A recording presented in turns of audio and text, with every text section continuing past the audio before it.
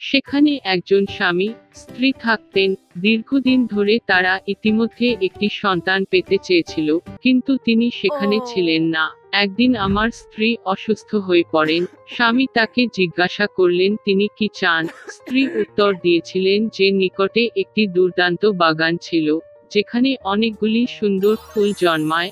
বাগানে একটি সুন্দর রাপুঞ্জেল রয়েছে। এটি এত তাজা এবং এত সবুজ দেখাচ্ছে যে তিনি সত্যই এটির স্বাদ নিতে চেয়েছিলেন। তবে বাগানটি একটি উচ্চ বেড়া দ্বারা বেষ্টিত ছিল এবং কেউ ইট উঠতে সাহস পায়নি, কারণ এই বাগানটি একটি জাদুকরী। তিনি দুর্দান্ত শক্তি অর্জন করেছিলেন এবং বিশ্বের সবাই তাকে ভয় করত। স্বামী তার স্ত্রীকে খুব পছন্দ করতেন এবং তার জন্য একটি র্যাপঞ্জেল নেওয়ার সিদ্ধান্ত নিয়েছিলেন, তা তার জন্য যতই ব্যয়বহুল। এবং তাই সন্ধ্যাবেলায় তিনি পাথরের বেড়ার উপরে চাদরের বাগানে ঢুকে পড়লেন। তাড়াহুড়ো করে হুট করে পুরো মুষ্টিমেজ সবুজ রাপুঞ্জেলটি নিজের স্ত্রীর কাছে নিয়ে এলেন। তিনি তৎক্ষণাৎ সেখানে থেকে নিজেকে একটি সালাদ বানিয়েছিলেন এবং লোভের সাথে খেয়েছিলেন। তিনি এই সালাদটি এত পছন্দ করেছেন যে পরের দিন তিনি আগের চেয়ে আরও বেশি চেয়েছিলেন। স্বামী আবার বাগানে উঠলেন, তবে ডাইনি ইতিমধ্যে তার সামনে দাঁড়িয়ে ছিল। সে রেগে তার দিকে তাকিয়ে বলল যে সে রাপুঞ্জেল চুরি করার জন্য অনেক টাকা দেবে। তিনি জাদুবিদ্যাকে রাগ না করার জন্য বলেছিলেন, কারণ তিনি খুব অসুস্থ। তার স্ত্রীর জন্য রাপুঞ্জেল ছিঁড়েছিলেন এবং সে তাকে এত ভালোবাসে। ডাইনির রাগ কিছুটা কেটে গেল এবং সে বলেছিল যে যদি এটি সত্য হয় তবে তিনি তাকে যতটা রাপুঞ্জেল সংগ্রহ করার অনুমতি দিতেন, তবে একটি শর্তে তাকে ডাইনি দিতে হবে যা তার স্ত্রীর কাছে জন্মগ্রহণ করবে। স্বামী ভয়ে রাজি হয়ে গেল। স্ত্রী যখন একটি কন্যা সন্তানের জন্ম দিয়েছিলেন, ততক্ষণে ডাইনি উপস্থিত হয়, শিশুটিকে তার সাথে নিয়ে যায় এবং তার নাম রাখে রাপুঞ্জেল। বিশ্বের সবচেয়ে সুন্দরী মেয়ে হয়ে উঠল রাপুঞ্জেল। যখন সে 12 বছর বয়সে ছিল, জাদুকরী তাকে একটি টাওয়ারে আটকে রেখেছিল। সেই টাওয়ারটি বনে ছিল এবং এর কোনো দরজা বা সিঁড়ি ছিল না, কেবল একেবারে শীর্ষে একটি ছোট উইন্ডো ছিল। জাদুকরীটি যখন টাওয়ারে উঠতে চাইল, তখন সে তার পাথরটি নিচে টানতে রাপুঞ্জেলকে ডেকে নিয়ে গেল। আর রাপুঞ্জেলের দীর্ঘ সুন্দর চুল ছিল। তিনি ডাইনির কণ্ঠস্বর শুনতে পান। তার ধনুকগুলি ছেড়ে দেন, তাদের জানালার হুকের সাথে বেঁধে রাখেন এবং চুল নিচে নেমে আসবে এবং ডাইনি তারপরে আটকে থাকবে। বেশ কয়েক বছর কেটে গেল, আর রাজার পুত্রটি এমন একটি বনে যেখানে ঘোড়াটি দাঁড়িয়ে ছিল, তার মধ্য দিয়ে ঘোড়া চালাবার জন্য ঘটল। হঠাৎ তিনি গান শুনতে পেলেন এবং এটি এতটাই আনন্দদায়ক হয়েছিল যে তিনি থামলেন এবং শুনতে শুরু করলেন। রাপুঞ্জেল এটি তার দুর্দান্ত কণ্ঠে গাইলেন। রাজপুত্র উপরে উঠতে চাইল। তিনি টাওয়ারের প্রবেশদ্বারটি সন্ধান করতে শুরু করেছিলেন, তবে তাকে খুঁজে পাওয়া অসম্ভব। তিনি একবার দেখেছিলেন যে ডাইনি কিভাবে রাপুঞ্জেল তাকে নিচে নামিয়ে রেখেছে তার উপরে উঠে যায়, এবং পরের দিন যখন ইতিমধ্যে অন্ধকার হয়ে যাচ্ছিল, তখন রাজকুমার টাওয়ারে উঠে রাপুঞ্জেলকে ডাকলেন। তিনি শুনলেন, তার ধনুকগুলি টানলেন এবং রাজকুমার উপরে উঠলেন।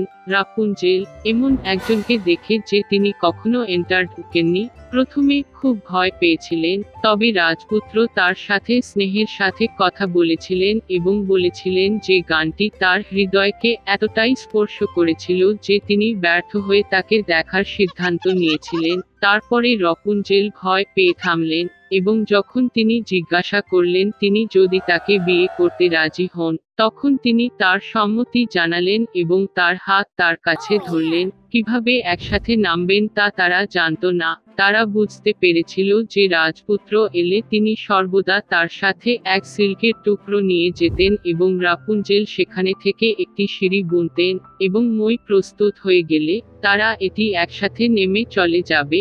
একদিন রাপুঞ্জেল জিজ্ঞাসা করলেন, রাজকুমারকে টেনে আনাই কেন সহজ? জাদুকরী সমস্ত কিছুই বুঝতে পেরে রাপুঞ্জেলের সুন্দর চুলগুলিতে ক্রুদ্ধ হয়ে রেগে যায়। আমি এগুলি কয়েকবার আমার বাম বাহুতে আবৃত করেছিলাম এবং আমার ডান দিয়ে কাঁচি ধরলাম এবং তাদের কেটে ফেললাম। তিনি জাদুবিদ্যাকে রাপুনজেলের ঘনথলিতে নিয়ে গিয়ে সেখানে লুকিয়ে রাখেন। সে জানালার আঙুলের সাথে কাটা ব্রেকগুলি বেঁধে রাখল এবং রাজার পুত্র উপস্থিত হয়ে সেগুলি টেনে নামিয়ে আনল। রাজকুমার উপরে উঠে ডাইনি দেখল তিনি তার দূষিত চেহারা দিয়ে তার দিকে তাকাচ্ছেন এবং বলেছিলেন যে সে আর কখনো রাপুনজেলকে দেখতে পাবে না। রাজকুমার দুঃখের সাথে নিজের পাশে ছিলেন এবং হতাশায় মিনার থেকে লাফিয়ে উঠলেন, কিন্তু ঝোপের কাটা যার উপর সে পড়েছিল তার চোখ ছাটায়। অন্ধ রাজকুমার বেশ কয়েক বছর বনের মধ্যে শোক ও দুঃখে ঘুরে বেড়াত, সর্বদা শোক করে এবং তার প্রিয় হারিয়ে যাওয়ার জন্য কাঁদতে থাকে। একবার সে ঘন হয়ে গেল। হঠাৎ রাজপুত্র কারো গান শুনল, মনে হল এটি তার এত পরিচিত, এবং তিনি তার সাথে দেখা করতে গেলেন। তিনি যখন কাছে এসেছিলেন, রাপুনজেল তাকে চিনতে পেরেছিলেন, নিজের ঘাড়ে নিজেকে ছুঁড়ে ফেলেছিলেন এবং আনন্দের সাথে কাঁদলেন। তার চোখে দুটি অশ্রু পড়ল এবং রাজকুমার আবার তার দৃষ্টি ফিরে পেয়ে আগের মতো দেখতে শুরু করলেন। তিনি তাকে তার রাজ্যে নিয়ে এসেছিলেন এবং তারা বহু বছর সুখ ও আনন্দে কাটিয়েছিলেন। এক সময় বনের কিনারায় একটি ছোট বাড়িতে এক বৃদ্ধ এবং এক বৃদ্ধ মহিলা থাকতেন। তাদের জীবনের প্রতিটি বিষয়ে তর্ক করছিল, কেবল একটি জিনিস অনুপস্থিত ছিল, বৃদ্ধা এবং বৃদ্ধ মহিলার কোনো সন্তান নেই। একবার বৃদ্ধ লোকটি একটি ছোট্ট মানুষটির আকারে একটি জিঞ্জারব্রেড বেক করতে বলেছিল।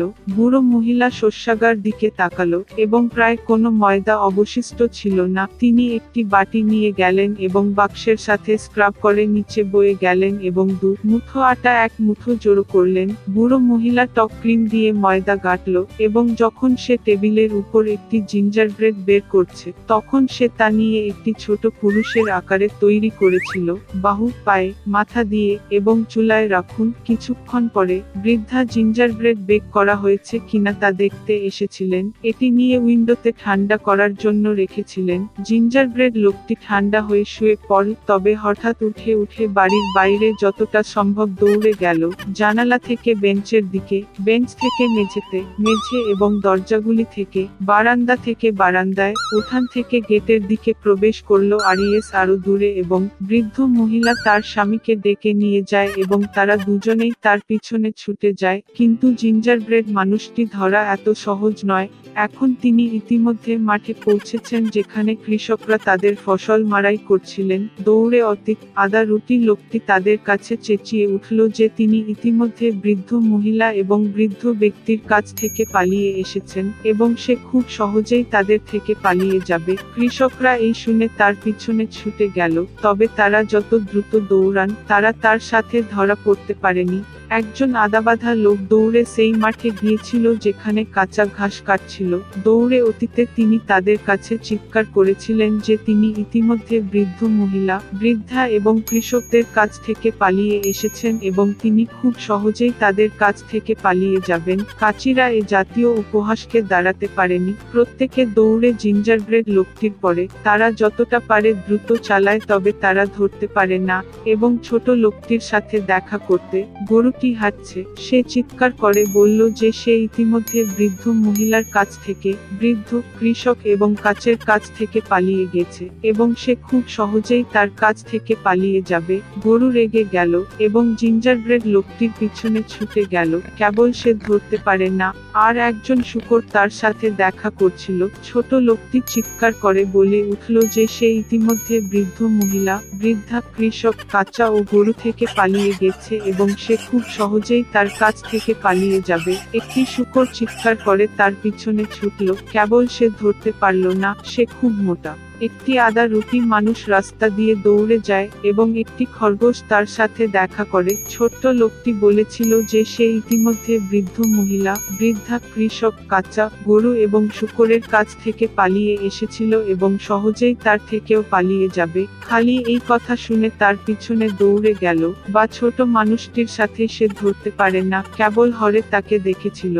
একটি জিঞ্জারব্রেড লোক ছুটে আসে এবং একটি নেকড়ে তার সাথে দেখা করে। আমি আপনাকে খাবো বলে, আর ছোট লোকটি উত্তর দিল যে সে ইতিমধ্যে বৃদ্ধ মহিলার কাছ থেকে, বৃদ্ধ কৃষক কাঁচা গরু, শূকর এবং খড়ের কাছ থেকে পালিয়ে গিয়েছিল এবং সেও খুব সহজেই তার কাছ থেকে পালাতে পারত।